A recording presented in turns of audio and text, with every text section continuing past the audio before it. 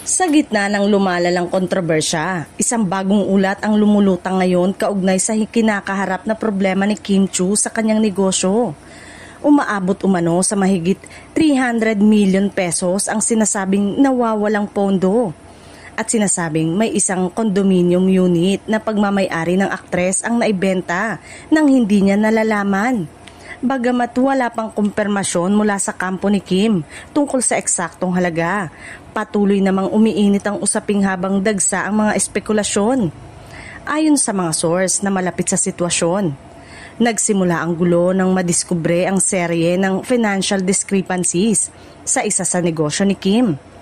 Dito na umano lumabas ang malaking kakulangan sa pera at ilang questionable transactions. Kasama na umano'y paglipat o pagbenta ng isang high-value property na nakapangalan sa aktres.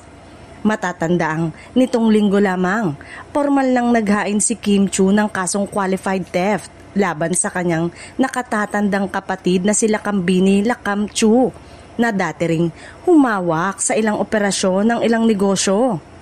Ayon kay Kim, dumaan sila sa mahabang proseso ng internal review na tumagal ng ilang buwan bago siya napilitang magsampa ng reklamo. Isang desisyong aniya ay pinakamahirap pero kinakailangan.